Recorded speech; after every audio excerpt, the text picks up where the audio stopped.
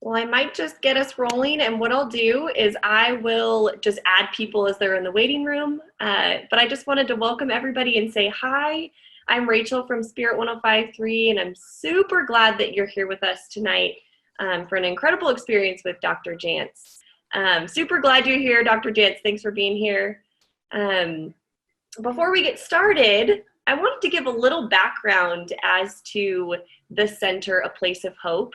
If you've never heard of the Center, A Place of Hope before, it's actually a full care facility right here in Edmonds, and they're celebrating 37 years this year. They are treating all sorts of depression, anxiety, trauma, eating disorders, and meeting people right where they're at in life. And I had no idea it was even right here in Edmonds. Years back in college, actually read a book, didn't even know it was you, Dr. Jantz, that wrote it about eating disorders, and it changed my life. And I didn't even know you could have a life with the Lord and have scripture and bring that into something that was affecting me. So even personally, thank you for the book and everything you're doing. Dr. Jantz is up to 39 books to his name, and just his most recent is the Healing Depression for Life. And so we're going to tackle some things tonight, specifically overcoming pandemic fear and anxiety, which I was thinking about it today, looking back around Christmas time, would have had no idea this was coming. Who knew that we would even have a Zoom call tonight to talk about this specific thing of how do we handle the fear and the anxiety in a pandemic. So we're really glad, Dr. Jantz, that you're here with us. Really glad everyone that's joined the call. We got quite a big crew here. A few quick house rules. Some of you may have been on a ton of Zoom calls lately. I know that I've been on a few, and at the beginning, we always go through the house rules. And so the major one is that I am able to actually mute all of your mics. And so what I'll do is I will go ahead and do that.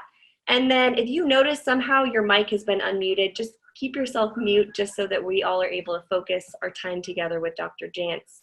And then secondly, we just want to make sure with our video, if you notice anything in like your life and your world behind you kind of like going crazy, distracting you, and other people on the call, just go ahead and turn your video off.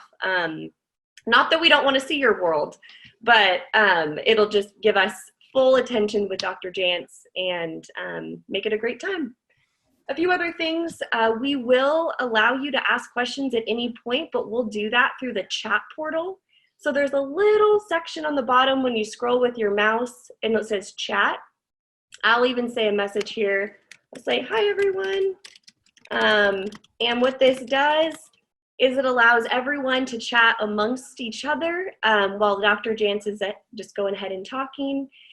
Feel free to put your questions there, and then we will get to those at the end, and Dr. Jantz will answer any and all questions that you have. We'll do that throughout our time, and then I will also say this at the end, but if you need any additional support, if you're going through something where you're just like, I need help now, we have a direct line for you that you can call. It's actually 206-800-6175.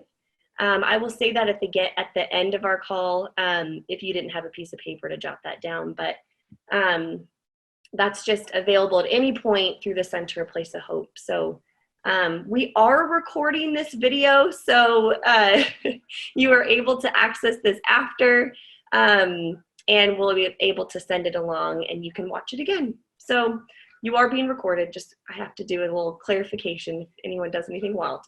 Thank you again, everyone that's here. I will continue to admit people in the waiting room, but we'll get going. And Dr. Jantz, I'll take it away. Okay, thank you so much. How fun just to hear that you read a book years ago. My goodness. Well, everyone, thank you. This is going to go fast, and we have a lot of information to share.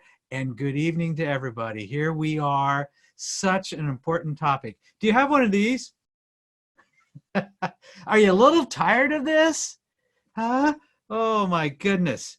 Well, we're a facility that's classified as essential services. You know what that means? Essential services mean that we've been open this whole time and gone to great extents to keep things safe. And I know about the fear. I know about the concern that we can have as we are in the middle of, and I'm going to call this a panic pandemic. But I think too, it's a pandemic with a purpose, and let's get that figured out as well. Now, there's a lot going on. There's a lot of viral misinformation. There's a lot of anxious people, and some states more so than others. So I'm going to make some general statements tonight that pertain to most of us. But we know there's likely some that you're in a different spot, and some of this may not pertain to you. But one thing that we all can relate to right now is just the anxiety and some anxieties around the future. And so I'd like to talk tonight about how do you know what to do with your anxiety? What is anxiety? And we'll talk about some action steps you can take as well. So, and as you join us, so good to have you. This is an interesting time. It's kind of almost dinner time and so forth. And so we just want you to kind of sit back. Again, it's being recorded. Sit back and I started to say enjoy the experience. I don't know if you can enjoy the experience talking about anxiety and depression, but just take a deep breath and let's just absorb some of this together tonight. Now, it's been told recently by the World Health Organization, and maybe there's some issues there, but they're saying that depression is the number one, they're calling it disability in the whole world. So this is something that's a worldwide issue. And it's something that I'm just going to say as a Christian and as a believer, I think we can have a unique, though we're going to experience some of this, but we can have a very unique vantage point. And I just want to begin this by telling you that I've used many verses during, mid-March through now. And I am the guy that uses the old-fashioned 3x5 cards and writes things down. And this may sound a little silly, but I still put them in my pocket and pull them out. And one that I've been using and one that I want us to use as an anchor point tonight. This is our anchor point. The name of the Lord is a strong tower. The righteous run to it and are safe. Proverbs 18:10.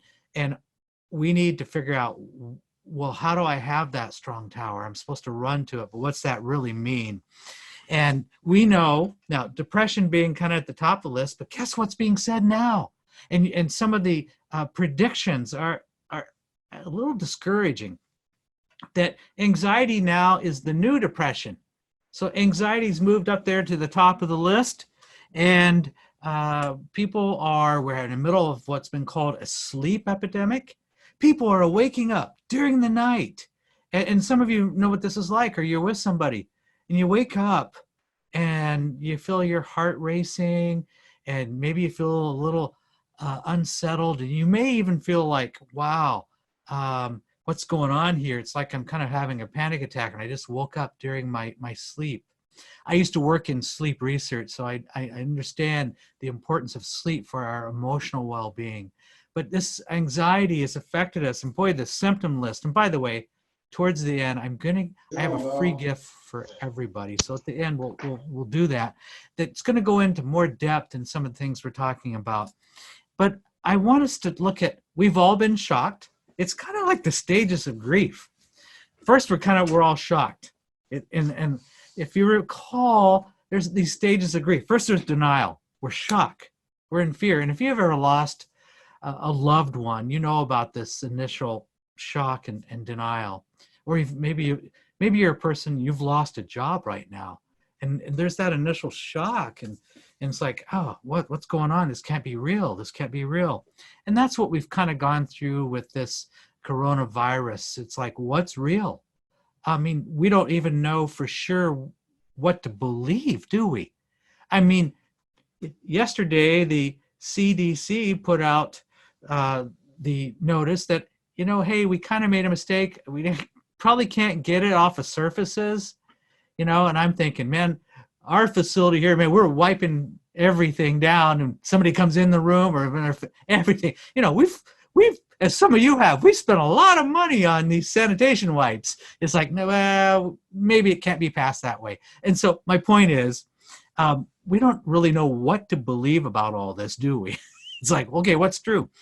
The next stage, that's first one, denial, shock, confusion. The next stage is really that of anger. And anger, are we seeing some people in a lot of anger right now? There's two things going on. And I'm going to use the word emotional saturation. We're emotionally saturated. We've had enough. We've had confinement, quarantine. We don't know about the future. And for some, this has been an emotional ticking time bomb. This is too much, too long. Chronic stress has taken its toll. And people are angry throughout our country right now. We're seeing protest. We're seeing protests locally. We're seeing something that moves beyond protest because of anger. Because of anger right now, people are, I'm using the word revolting. No, I'm opening my business up. People are revolting because of what's going on. And so we're seeing a lot of things going on that really are, it's just kind of unsettling. And now we're in this thing where we're kind of opening up, but not really yet. So we don't know, okay, so I wear this, and something's going on with churches. Am I going to go to church, or what's going, we don't know. It's a confusing time. And so people are angry. Now, for some who are not going to act out, they're not going to do things, though we know domestic violence, relationship conflict, all that's up. Everybody's a little hypersensitive right now, so we have a lot of conflict going on. But we also know with that conflict, some are just internalizing this. It's like, well, I don't know if I should go out. I'm not going to do anything or act out with anger, but they're internalizing it. It's becoming internalized. And with that, and those emotions of fear, and we've been carrying these around for a long time. I want to acknowledge that there could be some tonight who you're with us tonight, and you're one of those that, this has gone on and on and on, and you feel on the edge of despair.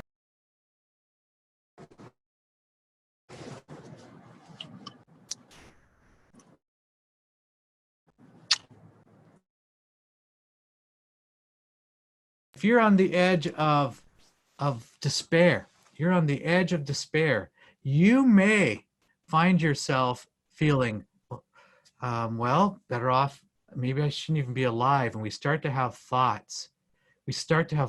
About, I don't know, it's too much. I can't make it. It's just too much. And then we feel like, because the enemy lies to us, then we feel like, God, where's God? I mean, I have enormous financial needs. I have enormous chronic stress. I've got these kids. I'm trying to help them through school, but this is unrealistic. This can't go on. And so we get to that point of overwhelm. We're overwhelmed. We're in that edge of despair. And this is where a lot of people are right now. That's why I thought it would be important that we actually come together and tonight and have this time together, because there's too many people on that side of despair. Okay, first two stages of grief, which we're in, remember, denial, anger. The next one is that depression. People are feeling depression and overwhelmed. And so that's where a lot of us are. The final stage is that of acceptance. It's like, okay, this must be reality. I have to figure out how I'm going to go on. But I know I can't go on the way I am now, because it's not working out so well. By the way, over 60% of folks before this pandemic, before this all started, about 60% ended up or saying, I'm lonely already. I'm lonely already. And then this happened.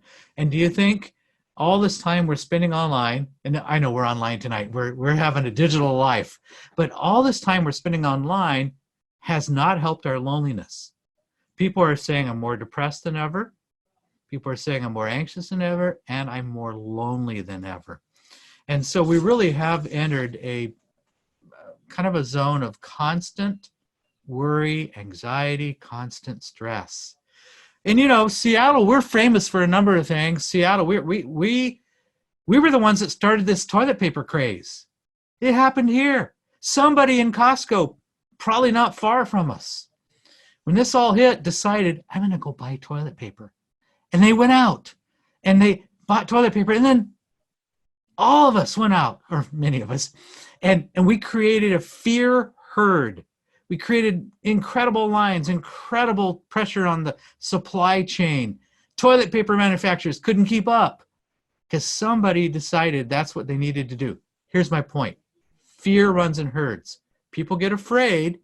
And if we could just say in a spiritual sense, they get afraid, they get paralyzed. And I think fear can be a real tool of the enemy. That just paralyzes us. We start to believe things that aren't true. And tonight can be that point of decision that says, I'm not going to live in that fear anymore. No, I am going to make a decision tonight. The name of the Lord is my strong tower. I'm going to my strong tower. There's a storm going on right now. And by the way, we're all in the storm together, and a storm has a beginning, a storm has a middle, and a storm has an end. I hope we're heading towards the end, but we don't know for sure. So the storm has brought a lot of different waves, but we're not on the Titanic and we're not going down. Okay, we have a strong tower. But I wanted to also say depression is deep. It's deep. And there are some of you tonight who are with us, and either you or a loved one, it just feels like, man, I'm not functioning that well. And you had that sense that, man, I feel a little worried about myself. And you're finding, I can't really share with anybody about what's really going on. It's too much. And you're holding a lot in.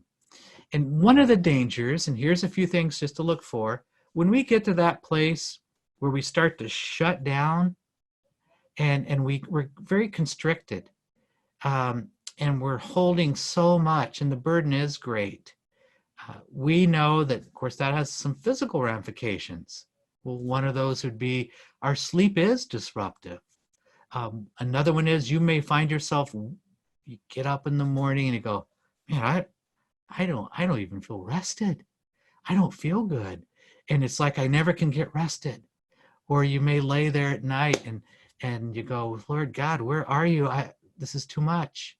And so our sleep is disruptive. When that happens, we tend to make mistakes that we wouldn't have normally made. Maybe we start to overeat. We just start turning to food. Or we don't eat at all. And we're trying to cope. Have you noticed that when we have a lot of anxiety, we tend to sometimes want to go back? We get temptations. We want to go back to our old way. It's that thing of, I want to go back to Egypt. It was better. And you know, inside it wasn't better, but you want to go back. And back means, well, I used to drink and maybe I can have a little alcohol.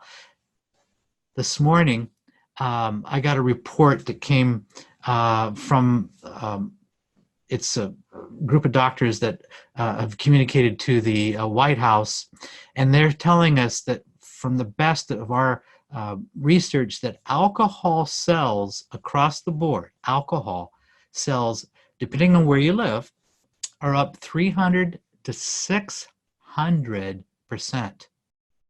I did a little experiment. I went into the grocery store and I thought I'd just say, hey, what are you selling the most of now? Or I asked that question. The checkout clerk said, wow, it's not toilet paper anymore. I said, well, what is it? And she kind of leaned over and she says, we're selling the most of alcohol. We can hardly keep it on our shelves. This is at a grocery store. This is just one clerk that I had a brief conversation with. And so my point is, we may be tempted to go back to maybe something we used to do, or we're creating a whole new set of issues. And I want to also acknowledge that whatever coping mechanism, I really do get it. I get that we are we're overstressed, and it's so easy. I think it's easy and it's subtle and it's sneaky how you can just slide into some things. I can slide into overeating.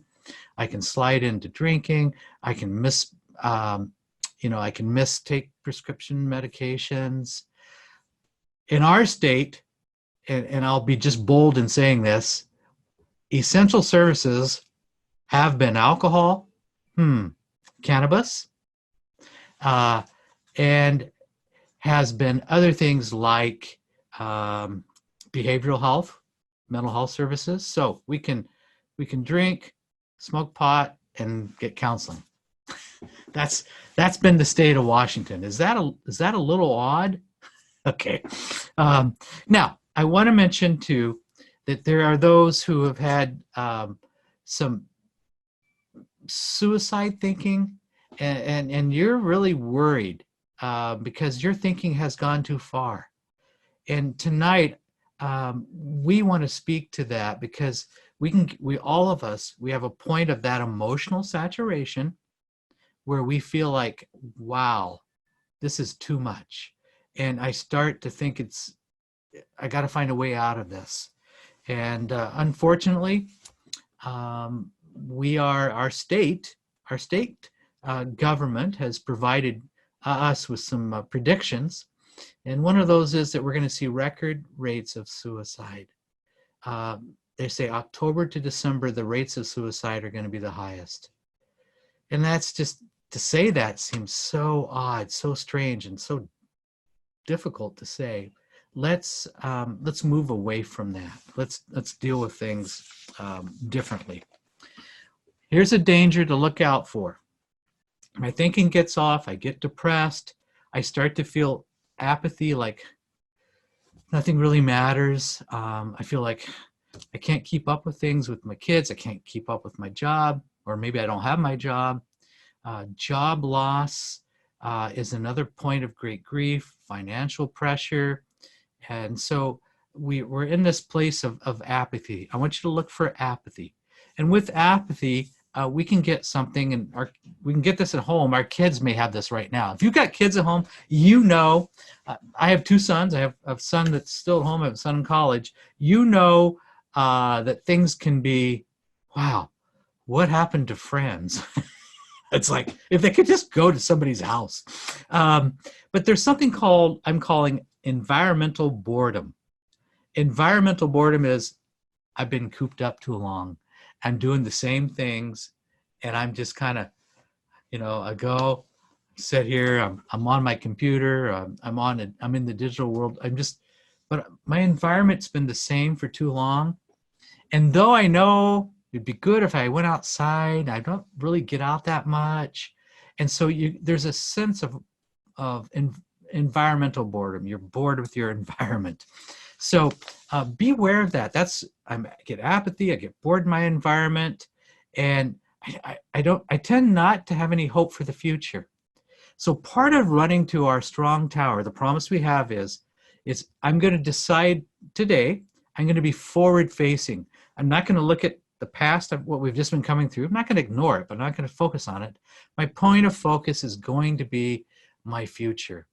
And the future that I have, I'm going to look to the future. I don't know what it is, but I know that through this pain, and that's why I said this is a pandemic with a purpose. And it could be a personal purpose for some changes that we're going to make. It's a reset. Where do I need to get healthy emotionally? And here's your checkpoints. Do I have that apathy? Have I allowed there be too much anger?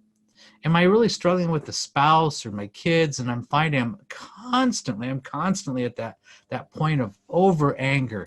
I'm at that point of, this is, everything frustrates me. And maybe right now you're easy to take an offense. It's like, somebody looks at me a certain way, and I'm just always taking offenses because I'm just angry. I'm angry. I have a critical spirit. Okay, I want you to look for that. That's one of the signs that, we've got too much we're trying to hold in, that critical spirit. So here's your 3 deadly emotions. Anger, as I mentioned, the first one. Number 2 is fear and anxiety. Okay, that can paralyze me. Number 3 is guilt. and shame. And shame is those lies we tell ourselves, like, well, I should have been more prepared. And we start to blame ourselves. So watch for that. Watch for self-blame right now. So keep in mind the three deadly emotions: anger, fear, and guilt. And I want you to make a decision no matter what's going on. I am not going to engage in self-destructive behaviors. And self-destructive behaviors are, I mentioned eating, drinking, but I think we need to look at our thoughts. One of the things that happens is during times of chronic stress, our thought life and how we think about ourselves, maybe towards our loved ones, our thought life tends to get a little sour. And so I'm going to give a lot of grace. Right now, we need to have more grace. And by grace, we've got to give people an allowance. There is stress, strain, and generally speaking, most people are doing the best they can. So how can we give grace? Let me tell you that one of the things my wife has done for our family, and it's simple and it's been profound, probably over a month now. I'm holding my device, my cell phone. She has put a notification in that says just one person. So every day, just one person. You know, what's this notification that pops up no matter where we go? And my wife reminded, this is for all our whole family, that God will bring just one person a day for you to say a good word over, be aware of their needs. Maybe that's a neighbor that needs a meal, but be aware there's just one person a day. And that's to get us beyond ourselves. You know, and there's people in our group tonight that are here. And it's like, man, I have those needs. And so God may use us, even though we're in stress, we're in strain, God may use us still through this pain to be of great help to somebody else. And that's how we start to move out of this. Because as you think about, okay, I need to move beyond myself. God has a greater plan or purpose for this pain. And I'm reminded, and I wrote down tonight, 2 Timothy 1:7. God did not give us, I know we've all heard this, God did not give us a spirit of fear, but of power, love, and a sound mind. Today, we're talking about ingredients for a sound mind. Sound mind comes from not being self-absorbed, but to move on to be, how am I going to be of service to others? One other thing I want to let you know that we're doing, and then we're going to go through a list here pretty quick of just some things to see, okay, am I doing any of these things? And one of the things that we need to look at is gratitude. Gratitude. Now, gratitude is really interesting because, you know, we're told how many verses tell us, you know, pray without ceasing, give thanks in all things. It's like, oh, right, give thanks. And it's like, how do I get to that gratitude?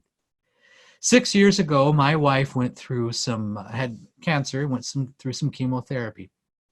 And after you go through chemo, and some of you who maybe have had this experience, or some of you that have had a situation where you've had a loved one, you know what I'm talking about. Chemo can create what we call a chemo brain, where sometimes it's hard to concentrate, or you can't remember the immediate things, your short-term memory, but long-term you're fine with. But short-term memory, it's a struggle.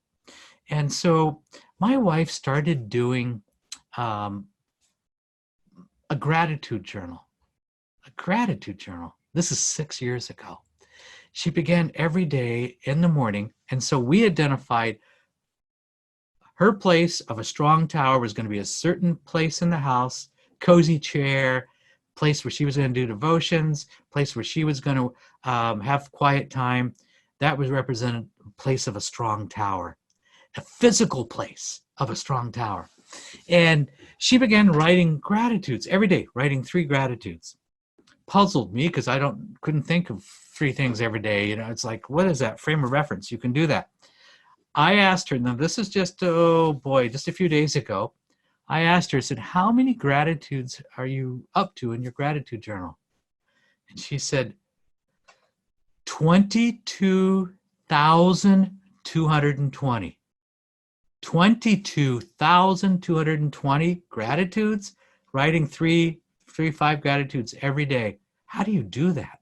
But I think if we all, in the next 30 days, all of us were to begin our day by writing some gratitudes every day and thanking the Lord for, for me sometimes, oh God, I've got my water. Because, when you're anxious, you may forget to drink water. So that's a simple thing.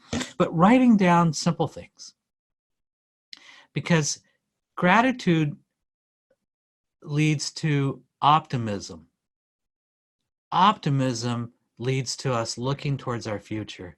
We need more people looking towards our God future, whatever that is. It's good. It's a good future. And so I want to challenge, gratitude is something we've got to just re-anchor ourselves. You may already have this, but have a place in your home that represents strong tower, safe place, quiet place, where you can get 10, 15 minutes. And what I'm doing, as I shared, I'm writing out my verses and say these out loud. Here's one, Psalms 91, be strong, or I'm sorry, Joshua 1:9, be strong and courageous. Don't be afraid. The Lord God will be with you wherever you are. Wow. Be strong, be courageous. Say those things out loud. I shared that fear, people run in herds. Fear is contagious. Have you noticed that? If you have a lot of anxiety and you feel really anxious and you walk into a room, have you ever noticed how other people start to feel that anxiety? After a while, anxiety kind of comes off of us. It's like anxiety is kind of contagious. Or you walked into a room and you saw somebody, they just were full of fear. After a while, you kind of feel it. Fear is contagious. I want you to look at this. Courageousness is contagious. And as we stand up and stand up, and we're looking towards the future, reading God's word, this is contagious. It's contagious in our body. Something happens when we are bold and courageous. And I just want to encourage that. Start by doing the gratitudes. One of the things that we need to be sure we're doing is having a pre-sleep routine that's kind of the same each night. Get off of the digital stimulation, the blue light. Give your brain a chance to calm down about an hour before bedtime. If you haven't done this in a while, it's a little hard to get used to at first, but 2 or 3 days of calming down the brain, getting away from the stimulation, getting away from that blue light. The blue light is on our devices usually. The science is so good about this, by the way. That's why they now have features where you can turn off the blue light, because the blue light is what overstimulates the brain and causes you to kind of have overstimulated brain. But begin to say, okay, I'm really going to work on my self-care. I'm either going to practice good self-care or I'm going to get destructive and do self-destructive behavior. So my self-care, sleep's part of it. I held up my water. Oh my goodness. Water is so important. When I'm anxious, I tend not to drink enough water, right? And that's what people do. So keep the water up. Am I having adequate protein in the morning? Am I going too long and my blood sugar drops? If I'm not taking good care of myself, my blood sugar drops, and then I feel anxious physically. So be aware. I need to take care of myself and ask God's help to do this. Be renewing your mind every day, even when you don't feel like it. You may not feel like it at all. And with that, I've got to get outside. And see, I'm saying because we all have to do this. And we've got to keep our movement up. Keep moving. People really aren't moving enough right now. And, because, gyms are closed, people aren't, but we need to keep getting out. And I'm saying a minimum, get out there twice a day, 20-minute walk, and take your verse with you. Say it out loud. And walking and praying works well together. I'm amazed that even when and we're practicing this, not always easy to get a 17-year-old kid out for a walk, but we're working on that. And the movement. But you'll talk about different things, and when you have movement, than if you just stay cooped up. And so we'll change our conversation when we're walking. We'll do different things, and I just want to really encourage that. Get out, get moving. I know these sound simple, but so important that we're practicing really good self-care right now, because we're in this for the long haul to reset and pray for wisdom. Lord God, show me, what is it? What is it that I need to be working on right now, so that I'm strong? Lord, show me what it is I need to work on. And it's amazing what will actually come to mind. If you have a loved one, and this is where I know it's difficult, if there's unemployment, and there's real significant struggles, and you may have a loved one you're really worried about, that loved one, maybe you feel like, I try to say something and they're reactive and they're angry. Remember those 3 deadly emotions: anger, fear, and guilt. And so I don't know, it's like you're afraid to say anything, but you're really concerned about them, because the layers of stress that people are experiencing are significant. I just want to encourage you, be bold and speak up. People tend to later have regret. It's like, oh, I wish I would have got help sooner. I wish I would have. And I just want to say, let's not be in regret right now. Let's reset versus regret. Okay. And so if it's ourselves or a loved one, let's really speak up. And it's grace, it's love, but it's also a call to action. And we know that what we need to be doing right now is resetting the whole person. Now, what we do is the whole person care, and we actually build teams for people based upon what their needs are. There's medical, there's psychological, there's spiritual, blending, nutritional, blending it all together, because change happens when we look at the whole person. So let me encourage you, look at the whole person. And where do I need to adjust my emotions? One of the things we need to look for right now is a piling up of unforgiveness.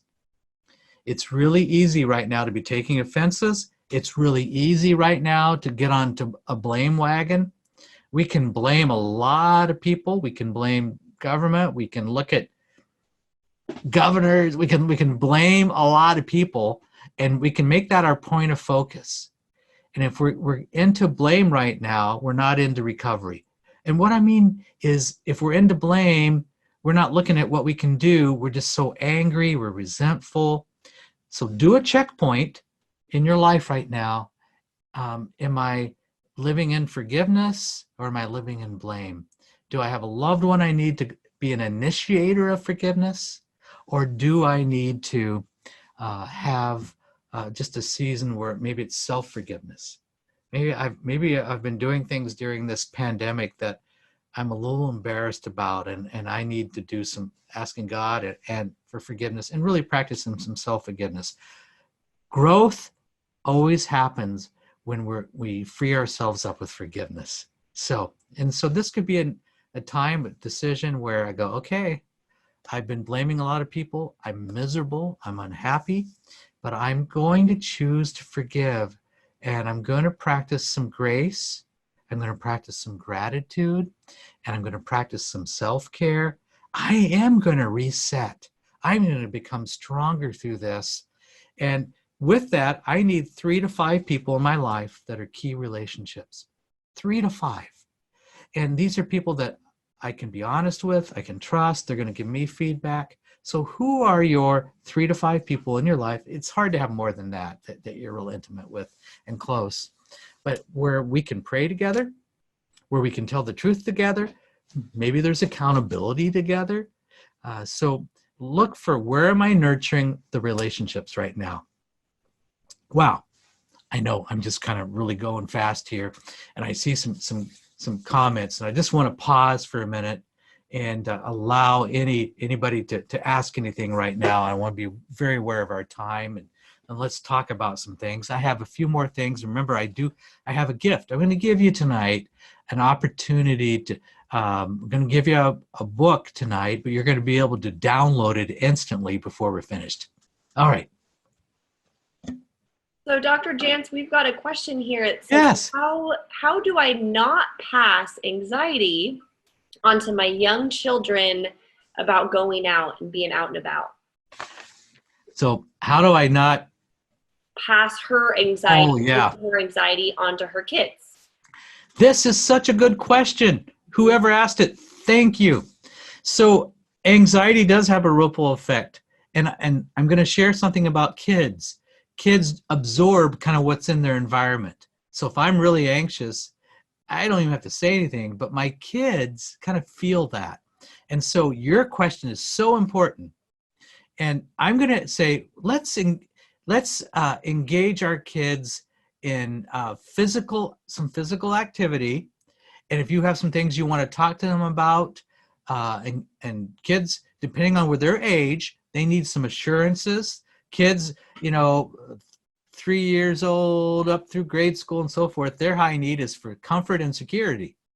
How am I giving comfort and security? So as they get older, that those things become a little less for most. But think of the two words, comfort and security. If I'm overly full of anxiety, then I may affect them. Plus, I need to get them outside. Maybe it's go for a walk, play outside for a few minutes, but let them ask whatever they want to ask.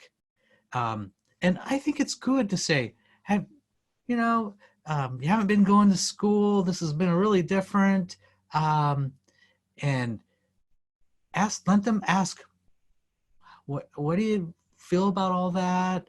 And let them ask questions. Some kids are more verbal, but sometimes we're doing all the talking, and kids just need a chance to express some of it. And we need to hear them out. Sometimes it's like, oh, Mom, I'm really scared. I'm scared to go back to school or see my friends. And we might want to quickly give a solution to that. Well, you could just wear a mask. We're going to sanitize your hands. You'll be fine. Be slow to give them quick answers. Because really, have you noticed what kids need to do sometimes? It's just express it. And then we need to tell them, you know what, sweetheart, I can understand that. I want you to know we're doing everything so that you can be safe. So, but let them express it and then give them reassurance. The two needs they have is security and comfort. That's really good. Like I needed that for myself. I'm going to go take myself on a walk. Take yourself for a walk tonight. Yes. Outside. Second question we have here. How do I not drive my spouse crazy with my anxiety? Okay. You guys, this is great. Good questions. I couldn't have thought of better ones. The question is, let me repeat it. How do I not drive my spouse crazy or too much with anxiety? Is that it? Okay. Wow. We all need somebody to download to, by the way. But if you just have only your spouse to download to, it can get a little wearisome for them. Okay. Because as spouses, we usually want to fix things for our loved one.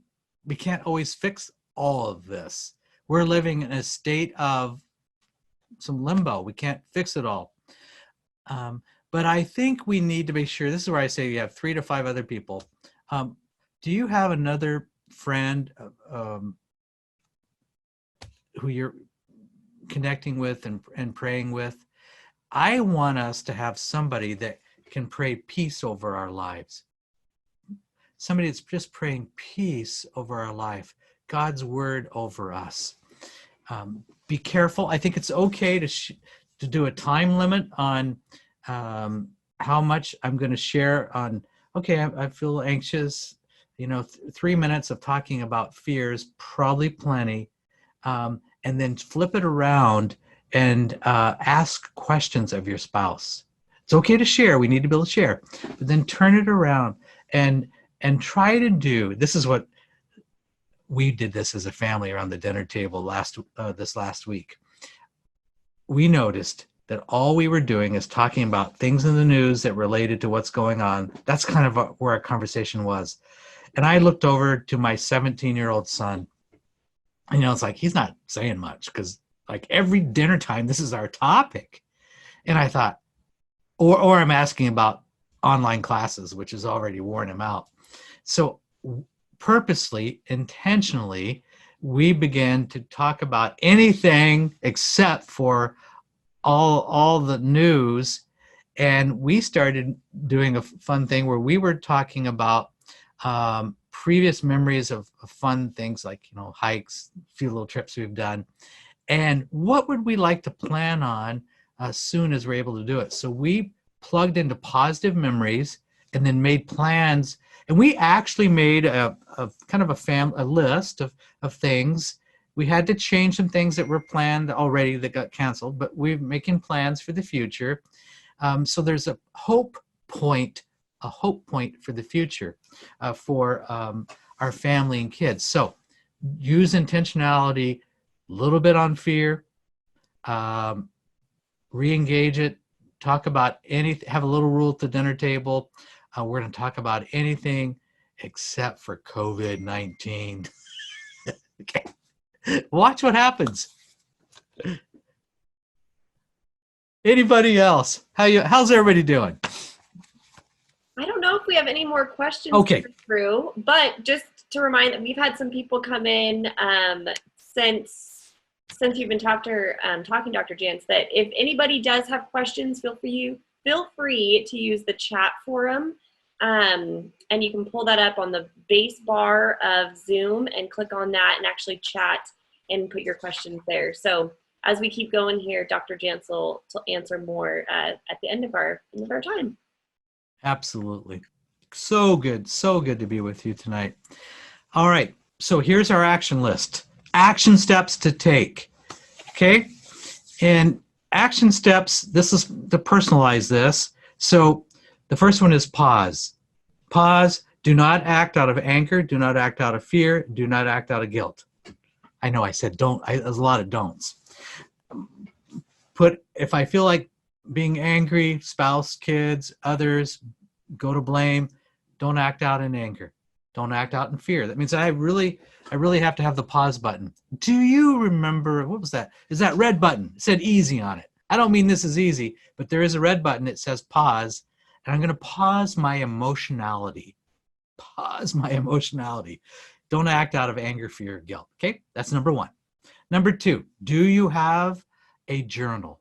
Do you have where you're going to really do those 15 minutes, 10, 15 minutes of gratitude? Do you have a place in your home that represents your strong tower? Safe place in the home. It's where I go to renew my mind, and I get 10, 15 minutes there or longer, but it's my quiet place. It's my strong tower. It's where I go to get my mind renewed. Journal out. If you have concerns and worries, I want you first to put some of them in writing. The act of actually writing, boy, that's a big one, of actually writing it out is really important. Writing it out is just a way to start processing it. Because when I write it out, now I'm going to say, Lord God, I can't change these things. I have a lot of worry. And I want you to learn to begin to pass that on. Acknowledge it, pass it on. And we do that through prayer. Maybe it won't be instant, but we're acknowledging what the fears and worries are, and we've written them out, and then we're going to work on that process of passing it on. Because the next step, number 3, is gratitude. Start now doing 3 gratitudes a day. As weird as that sounds, you may struggle at first, but after about a week of doing this, they'll come to you easier. There's a researcher, he's at the University of Pennsylvania, and he's actually been studying this thing of gratitude for a long time. I mean, there's actually studies on gratitude. What difference does it make in a person's life? And they had an assignment. It was an interesting assignment on one of the research. The assignment to subjects was do 3 good things a day. What? That was the assignment. And people didn't know what they were measuring. So, but the assignment was do 3 good things a day. This was a 6-month study. Well, what they were measuring is people's happiness score. But the people in the study didn't know what they were measuring. So after only a week of people with an assignment of doing 3 good things a day, after a week, they started to score higher on this happiness test. So there's something to this. Do the gratitude. Look, who's my one person today? I just want to challenge you in that. It'll flow. You'll be amazed. The next one, number 4, is really our sleep hygiene and taking care of. Am I going to bed at approximately the same time? What am I doing? This, in times of chronic stress, we need more rest, more renewal, not less, but we tend to get less. So look at what am I doing there? And number 5, I think it is here, what's going in our mouth? Okay. Okay, when you get stressed out, sugar consumption oftentimes goes up. It's like, I just want something sweet. I'm mentioning this one to watch this one. And people tend not to get enough protein early enough in the day, and they kind of set themselves up. So what's going in my mouth? I'll tell you really quick. I had somebody, this is amazing. We did this because he was saying how incredibly depressed he was. And I said, anybody ever looked at, actually what you're eating and drinking? And he kept what we called a food diary. He kept a food diary for 1 week. And do you know, he was averaging upwards to about 20 cups of coffee a day. 20, no kidding, 20 to 25, probably, I think it was averaged out to be about 22 cups of coffee a day. How can you drink, even if you live in Seattle, caffeine capital of the world, how can you drink 20 to 22 cups of coffee a day and feel good? Was he suffering from depression? Absolutely. Anxious? Absolutely. But that was his way of coping. Just, that's what I'm doing. I'm just drinking coffee. I'm trying to calm my nerves. Well, it's doing the opposite. So watch what's going in your mouth. Okay. And the other one I want to mention again, just on our action list, I wrote down, is movement. And the movement, that's the new word for exercise, right? So we know that getting outside, the fresh air, purposely breathing, purposely maybe taking those verses. Here's another one. God is our refuge and strength, always ready to help in times of trouble. What a great Psalms from Psalm 46. Okay, and taking that, going out for my walk and saying that promise out loud. So the other item to look at is, for some, this may be a time where we need to really decide, I'm not doing well. I'm not adjusting it on my own. I'm not resetting very well on my own. And I need to look at what are my options for getting some help. It's a such thing as a self-intervention. It's like, this isn't going well. I need to intervene on myself. Lord God, show me what I need to do. And I need, it's like I need to do a little self-intervention here. This is going on too long. I know I'm struggling and I need to ask for help. One of the first, and we need to know it's okay to do that and not wait and later have regret. Don't wait till you get to that despair, that edge of despair where you feel like, I am going over the cliff. I'm not making it. And if you're at that edge, now's the time to ask for help. By asking for help, I mean, it's simply this. Well, I wonder what my options are, my options for getting help. Tonight, I'm going to give you just one option. A beginning place sometimes is just getting new information. And so my gift to everybody tonight is it's a book, and it's 5 Keys to Dealing with Depression. And it's a free digital download. And tonight you can take your device and you can text the word hope, HOPE, text hope to 72,000. Text the word hope to the number 72,000, and you can get a free copy of this. Now, here's why I think this could be important. And again, it's just our gift tonight. There's different lists. There's a list here of yellow symptoms of depression, a couple pages worth. Look, and tonight, part of your self-intervention might be, okay, this one applies, this one applies, and going through them and going, okay, that's a lot. Okay, that confirms I need to do something. And there's a red list. Red lists are obviously more serious symptoms. So, and then what do I need to look at? Tonight, I've talked a little bit about the whole person approach. What do I need to work on? My emotional, my intellectual, my relationships, my physical, my spiritual, and help you start to get a game plan.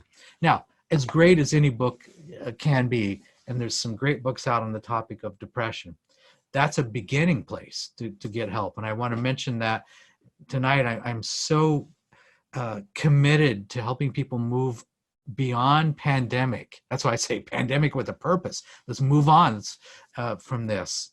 Our environment, our world, I don't know about how the world's going right now, right? I don't know what the future holds, but I'm going to be responsible for myself, and I'm going to keep myself healthy and strong so that I can be of good help to my family and to others. Okay, so that's a gift tonight. Please take advantage of that. Any other questions? If not, I'll keep going. Let's see. We've got a lot of thank yous on here. A thank you from Mary. She said valuable advice. Bonnie said that it inspired her to start writing things on note cards. And of course, she's using many colors of Sharpies. Kim and Dave say thank you again. So feel free to add your questions in here as we kind of conclude tonight.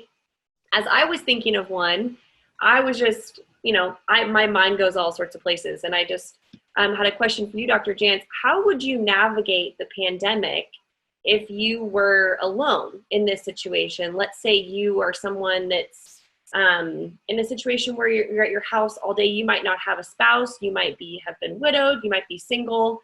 How would you recommend someone do that? Yeah, navigating and being alone can be really, let me just acknowledge, really can feel very lonely and very alone. It really can. And I don't think we're intended to navigate things all alone. That's where I'm going to, okay, where's my three, five of my support? Who are the people that I know that are praying for me and I can pray for them? And let's not navigate this alone. That may be a point of decision. Now, granted, there may be limitations. Maybe I can't go out as much, or those that I'm usually spending time with are at home as well. But I want you to have a minimum of 20 to 30 minutes of other human contact a day. You probably notice in isolation, our thoughts can kind of go over the edge, really, because we get by ourselves, and after a while, our thinking tilts easily. And so I don't do it alone, and I want you to reach out. Self-care is even more important if we're alone, even more important. And there may be those tonight, and you go, well, who or how do I connect with? I also want to mention, right now, there are some great opportunities in just virtual support groups and opportunities. And some of them are there's some free opportunities. And I love what some of the churches have done with support groups that are actually available online. So let's find out what the resources are. Let's not do it alone. That is really good. Let's see. I'm just reading this. Jeanette said, thank you very much. I'm widowed, but I listen to Spirit 105.3 daily. I feel like I have someone in my living room talking with me, and I do Zoom calls and phone calls. That's great, Jeanette. Joey says, any tips for people who are full-time caregiving? My husband's grandma with Alzheimer's and dementia has lived with us for 7 years, but this has made life much more difficult.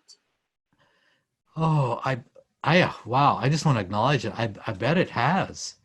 And a person that's struggling with dementia or Alzheimer's can be, they don't always know what reality is. And so it can be a major stress point. This is where we've got to have that really good self-care, because it's so easy for us to get burned out and frustrated, and then we can kind of resent a little bit the situation we're in or the person we're helping. It's like, this is not fair, it's just me. And this is a difficult time where getting people to come in and help could be a little more challenging. But I hope, we know now that that we can, there are helpers that will come into our homes. That is now available. Things are changing, and even though, we can't, it's kind of like when you wear one of these, people can't tell if you're smiling or what. And we need that human contact. So again, we're back to, let's not do this alone. We have some of the same needs, and I just pulled this up just now. Most critical human needs. 3 things. God designed us this way. We have a sense, we need it to be understood, listened to, not just heard. So we all have a need to be understood. Accepted. Well, accepted means really I got a sense of being loved. I need to know that I'm loved, be accepted. Finally, to be affirmed. I need to know I have value. Okay, so if I'm just doing the same things over and over and over, and maybe I'm working with a person with some Alzheimer's or dementia, I'm not going to get my needs really met there. There's no limited feedback. So remember, how can I, and this is, we can look at how can I meet these needs for others? Feel understood, help somebody feel understood, accepted, loved, and affirmed. By the way, this is some interesting research that the researchers are saying, if we don't get these needs met, and the ages they gave was 13 to 14, that we will be driven as adults to get these needs met. This is that search for significance. And this is why our relationships are so important, our most critical human needs. That's really good. Let's see, I don't have any other questions popping in here. I had a question on my list, which said, let's say whatever it is, for me, I go towards gummy bears. I just love gummy bears, and I will notice when I'm a little stressed, work is kind of like getting me to a point, I'll go find some gummy bears. So how would you help someone, or recommend, what would you do to recommend whatever that thing is in someone's life? Could be whatever. How do you kind of say, all right, I'm going to shift my focus? Oh, 3 things. That's good. I don't have any gummy bears here to give an illustration, but that would be a good one. So probably 3 things. One is go, okay, I'm really feeling like I just want to escape here. And what you could do is, okay, I'm going to give it 15 minutes. Okay, I'm going to drink some water, 15 minutes. And during that 15 minutes, wherever I am in, I'm going to change my environment. I'm going to change my environment. So if I'm sitting in one place and I'm really wanting those gummy bears, 15 minutes, drink my water, change my environment. And then I want you to ask yourself this question. What is it that I really need? And maybe I need to find my journal. What is it I really need? Or what am I really looking for? Still, you still got that 15 minutes. And if you go, well, comfort or whatever, we have a decision to make. Sometimes, and I always say, hey, after 15 minutes, you want the gummy bears? You get 3. But practice delaying that impulse, do something positive, and ask yourself a question so that you're not just acting out of impulsive behavior. So, That's yes. good. Hey, I am noticing the sun is I have windows, the sun is coming through, and it's like I'm trying to move around, but it's nice to have sunlight. Wow. Bonnie mentioned, can you hold up the critical human needs sheet? Can I take a picture of it, or could you say what the 3 items were again? Oh, that's so good. Okay, I have 2 things for you. And I know when I hold it up, it's backwards, so take a picture. That might reverse it. This is a little experiment. So this is my little chart with 3 basic human needs. Got it? That nice? See how that turns out. You want another one? Here's a bonus. So this is the question, who do I want to be during COVID-19? And this is my chart. I had fear first. Then I moved to a learning zone. It's like I'm trying to figure out how to cope. But then this is where we're all moving. This is what we talked about tonight. I'm moving into a growth zone. All right, there you go. Snap a picture. Got it? All right, maybe this is a better way of getting that to you. Didn't put these on a slide tonight, but there's some bonus pictures. So, but really, we've all come out of fear, and we've kind of figured out how to cope. But now we want to move over. I want to grow through this. I want to be stronger. All right, a little higher on the screen. Did that work? Okay. How fun is that? Well, would you take a moment tonight and do the free download, 5 Keys to Dealing with Depression? And again, it's texting the word HOPE to 72,000. Awesome. Thank you, Dr. Greg. Yeah, good to be with everybody. Yeah. So a few last things. We will send a video out. You're able to watch that again. If you want to make sure that you get that video, please send an email to comments, COMMENTS, at spirit1053.com, and we will send you the recording of this tonight. And even hopefully through the recording, if you didn't get a screenshot of the pages that Dr. Jantz held up, you're able to maybe grab those from the recording too. And again, a reminder, the Center, A Place of Hope, has a 24/7 call center and a direct line, which is 206-800-6175. Never hesitate to call that number. There's always a team that can answer questions and concerns and can talk with you, especially about any life situations that would be you wanting to think about your life and thinking about, am I worth being here? So again, that number is 206-800-6175. And if you need to leave a message tonight, please do. Yes, anything. And again, we'll send this video out. Comments at spirit1053.com is the email. And you can send a message to that email, and we'll make sure to get you the video. I just had a question here. It says, repeat that email, please. So it's comments, actually, I'll type it. Here we go. Comments at spirit1053.com. And that will allow you to ask if you'd like the video. We'll make sure to get that to you. And then the number again is 206-800-6175. Super thankful for everyone to be here. Really glad. We'll be in touch. Dr. Jantz, thank you. Oh, you're so welcome. Remember, the name of the Lord is, a strong tower. The righteous run to it and are safe. Let's claim safety. 2 things. Let's claim safety. So we could say protection. Let's claim protection. And let's claim provision for everybody tonight as well. In Jesus' name. In Jesus' name, thank you. Good to see everyone. Thank you.